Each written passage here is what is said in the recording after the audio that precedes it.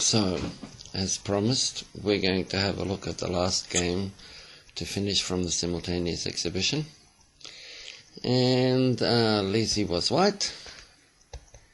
I played the Sicilian defense. One knight comes out, then the other knight comes out.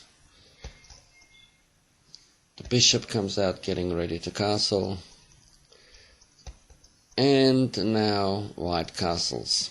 This may be a slight error because it allows black to play d5 or knight takes e4. So perhaps playing d3 first would have been more accurate. But after white castles, I thought I'd trick you by playing a6 first, Lizzie, hoping you will now play a4 to stop b5, and then I can take your pawn on e4 or play d5 or something. But you just developed your pieces, which is very good. Let the bishop out, b5, bishop b3, black developing, and white develops the last undeveloped minor piece. Excellent play. Whenever a bishop goes to g5, it's tempting to ask it a question whether it wants to stay on the diagonal or not, or swap. Probably this is a slight inaccuracy because going back to h4 retains the pin. Nothing tragic. Black plays d6 to develop. And now white's ahead in development and has castled and now starts probing on the queen side with a4. Very good move. Black should probably play b4 and just agree that white has a little advantage, but I wanted to be tricky. Knight takes knight to d4, knight takes knight, pawn takes, knight e2, and the position has clarified kind of in white's favour, because the pawn on d4 is attacked, and well, I'd rather be white here. e5,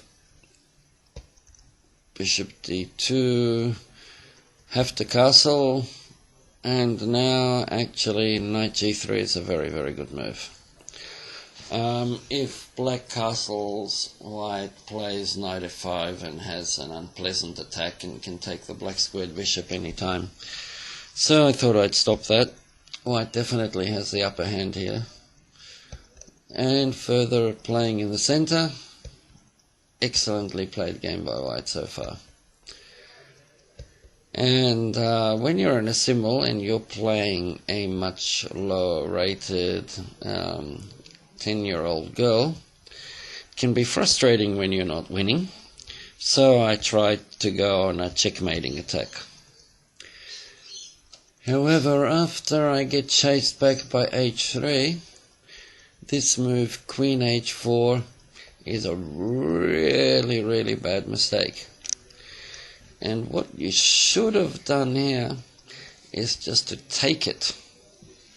Because after black takes back and threatens checkmate on h2, after the rook moves to e1, black has one check, can't check on h1 because the knight's guarding it, and after queen h2 check, king f1, there is no more attack, there are no more threats, white is just a piece up for nothing and winning.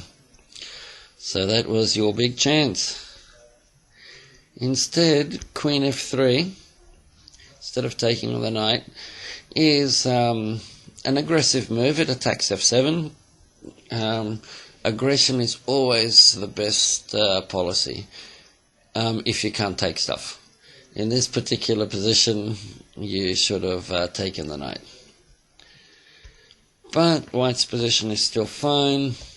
d4, grabbing more of the center. It's a very good move. And now at this stage, most of the other games had already finished. We were up to move 20. And so now I was coming around faster and faster, and Lizzie and I were virtually playing blitz. So this was a little bit unfair, and from here her play deteriorated, your play, Lizzie, deteriorated a little bit because you couldn't think of a good plan. Rook and a to d1, okay, not the best. You shouldn't be swapping pieces, I don't think. Defending the e-pawn at some stage is probably a good idea. And taking on b5 to just liquidate that pawn. c4 is not a very good move, because it loses a pawn. That's the first pawn that gets lost in the game. And I had completely missed actually that my bishop is hanging. So well done here. White has to, black has to go back. And now in this position, white's doing quite okay after probably a move like, I don't know, queen to e4 maybe. Queen to a6 is greedy, but white gets a bit of an initiative. Sorry, black gets a bit of an initiative now.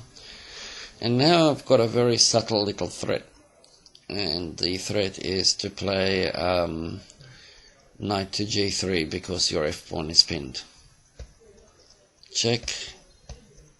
Queen to b7. Actually a very nice defense, because now after knight g3, instead of the move that you did play, you could have played bishop to e8, attacking my pawn on f7, and I would have had to find a way to defend. Queen f4 is no good because of pawn takes knight. Knight takes rook is no good because of queen takes pawn check. And then if the king goes up to h6, queen g6 is checkmate. And otherwise white's going to, you can work it out, win as well. So instead played queen f3. But after bishop e8, sorry, black does have a stunning resource. Can't play queen takes, f4, queen to f4 because of pawn takes knight.